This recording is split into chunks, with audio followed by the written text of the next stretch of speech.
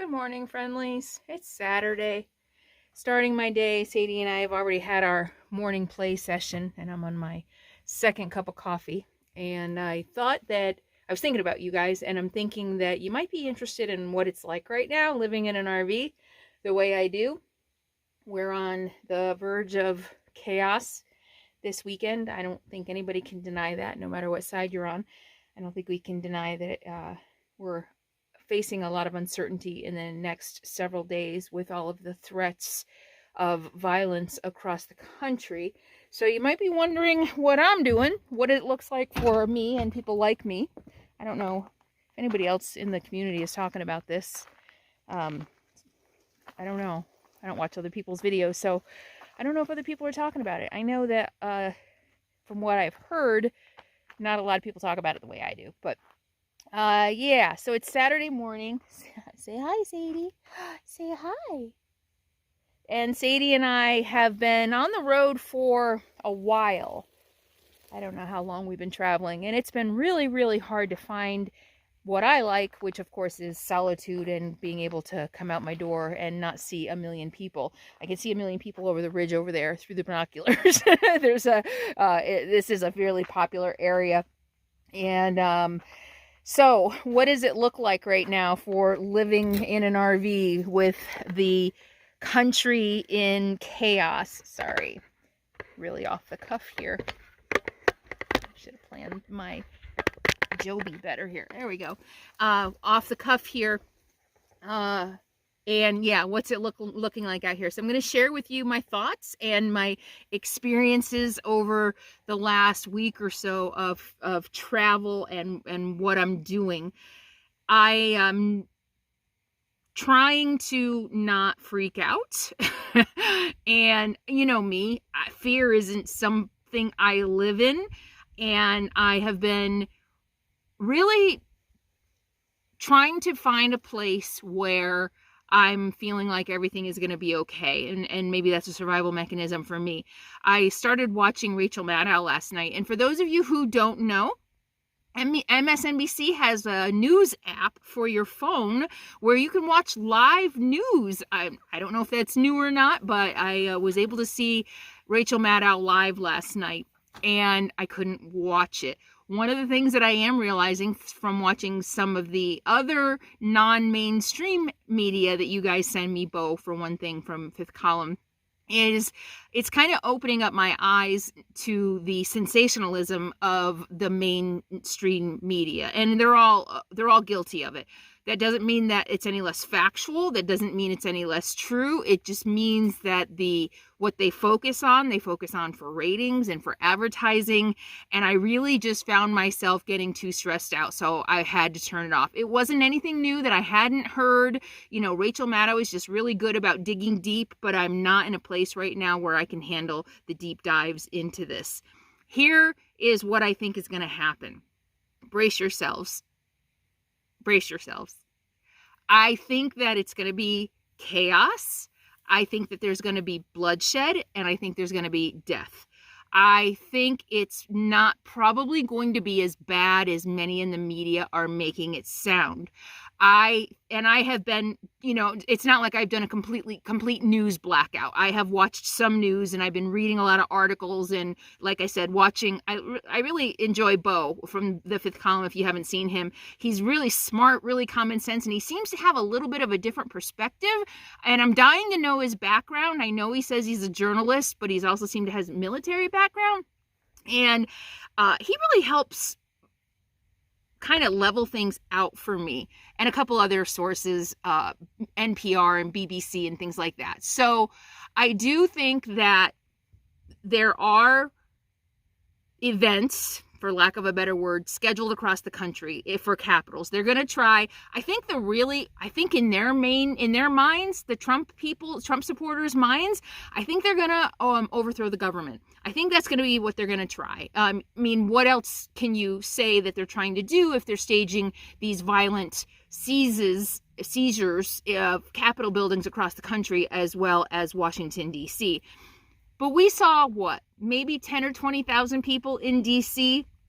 And so all of those people are going to go to DC, then who's going to storm the local Capitol buildings? I don't think this movement is as big as the sensationalist media wants us. I don't think they want us to believe that. I think it's just their focus. So that's the number one thing. I don't think this is as big as it seems right now. I don't think, yes, 70 million people voted for Donald Trump. We are not going to see 70 million people on the streets trying to overthrow the government. I don't know how many people, because I saw some still like 80% or 90% of Republicans still think the election was stolen. That still does not mean that 80% are going to go storm the Capitol. These are fringe groups. These are, and I'm sick and tired of the media calling them militias. These are not militias. They are homegrown terrorist organizations. These are not militias. Trevor Noah did a thing about militias, I know, a couple of years ago, and I'm not going to do anything. This is on my cell phone. I'm just going to throw it up. But look for that, because I think it was Trevor Noah, about what militias really are. I'm going to sneeze. And, excuse me, I don't want to edit this. I'm still trying to get last Sunday's video done, and I'm going to work on that again today. But these are not militias. They are homegrown, white supremacist, terrorist groups. And we've seen on all the Datelines and stuff like that where they infiltrate these groups and they do this paramilitary training. And one of the things that Bo from the Fifth Column talked about is it appears to most media that they were military because of the way they put their hand on the shoulder of the person in front of them. But what Bo noticed is they put their right hand on the person of the shoulder in front of him. And he said, unless everybody is left-handed, that's not true. They have not been militarily trained, because in the military, you are taught to put your non-dominant hand on the shoulder in front of you so that your dominant hand has control over your weapon. Makes sense, right? Beautiful, brilliant video. It really made me feel a lot better about a lot of things. So I think these are fringe groups. So let's frame it this way for the people who want to blame BLM for everything. The BLM protests were mostly peaceful. The BLM protests were never, hang on, let me see if I can stabilize this so I'm not so wobbly. There we go. Look at that. The BLM, sorry, you're still wobbly. The BLM protests were mostly people who were just fed up marching for something they believed in, right? And I do think that there was an element of that in Washington. I don't think everybody who went to Washington was there to overthrow the American government, but there was a fringe element. Just like in the BLM protests, there was a fringe element who were rioting and looting and burning things down, but mostly it was peaceful. I don't even think the Trump coup has the support that BLM and has. They don't, actually, because we're the majority. We are the majority, and that's why they're so upset, because they're losing power. Go to As I See It for more on this. I did a couple videos about that the other day. But anyway, so that's what I'm thinking right now. I'm thinking that there's going to be violence. There's going to be bloodshed. We do have the United States military still backing the Constitution and the American people, not the president who's trying to retain power through violence and coup and using white supremacists and the fringe in our society who are, the angry white men. Check out my As I See It video. Actually, I don't know if I'll put a thing here. Anyway, so that's what I think. And I think that as long as I'm not near a city, especially a capital city, I think I'm safe. I did leave a camp that I was at. Didn't feel quite 100% comfortable there anyway. Hang on. But it was near some shooting target practice, and I could tell when I first got there that it was a local spot for target practice, and that usually doesn't bother me. We'll see how busy it is. I don't like hearing gunshots constantly. But the 3 cars that I saw, I was there 2 nights. The 3 people that I saw show up were head to toe camo, a giant duffel bag, and weapons that look like AK somethings. I don't know, assault weapons, with the thing, I don't know what they are. And that scared me. I'm going to be honest with you. That scared me. I don't know what these people are thinking. And I know most of you think, those of you who maybe support Trump think, oh, you're safer around them than you are, blah, blah, blah.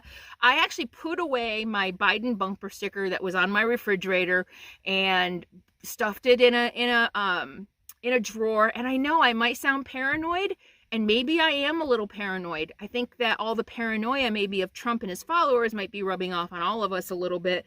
But also just being out here alone, I just, don't want to take a chance of one of those guys who might be crazy. I'm not saying every Trump supporter is a complete lunatic, but some of these people are crazy. Look at the guy in the horns and the pelts and the guy who wore the Auschwitz shirts. Normal people don't. That's not normal, okay? And I don't know who I'm going to be dealing with out here. Somebody in head-to-toe camo with a big gun, So I did put away, I'm glad I never put any bumper stickers on my rig.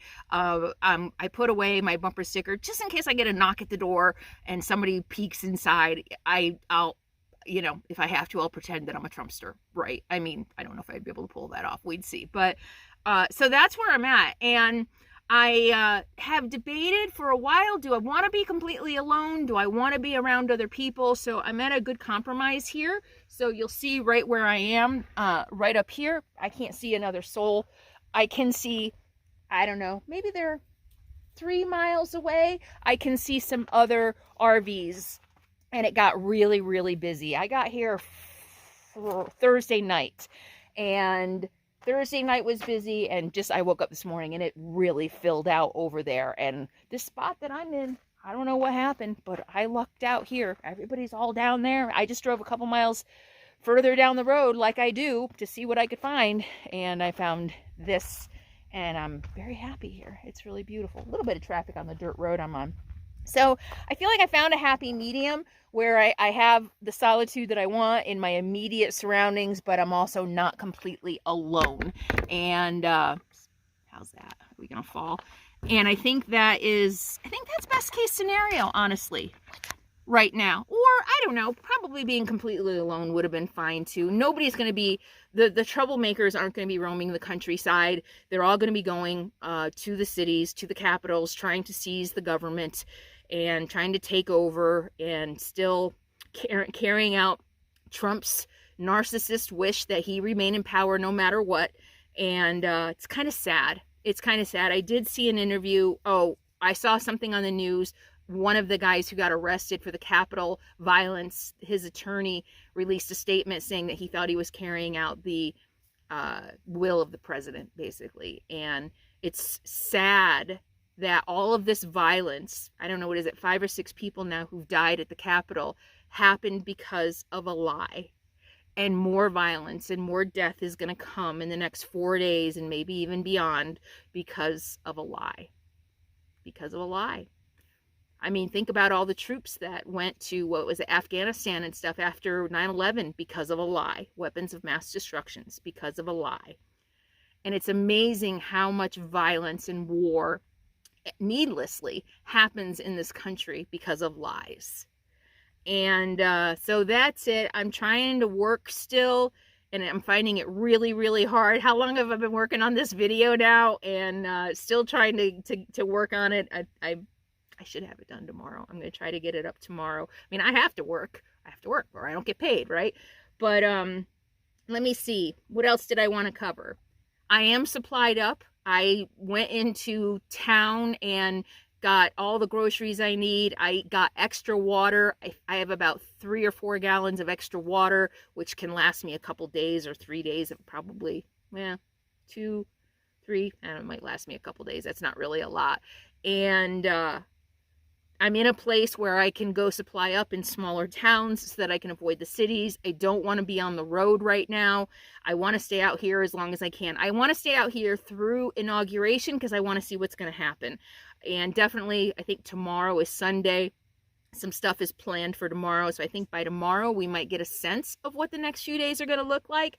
But it'll be interesting. I don't want to move until after the inauguration because I still have some thoughts about how bad that could be. It makes me nervous that Donald Trump is leaving Washington, D.C. It makes me nervous that he's got relationships with foreign governments who aren't allies of the United States and who would love to see him stay in power. So I have some concerns, but I'm trying to keep them in check. One of the ways I keep them in check is by not, oh, she's stuck, by not binging on the news. I'm really trying to kind of ration my news. I'm not completely ignoring it, but I'm trying to ration it. So let me see. I've taken some other security measures inside the RV.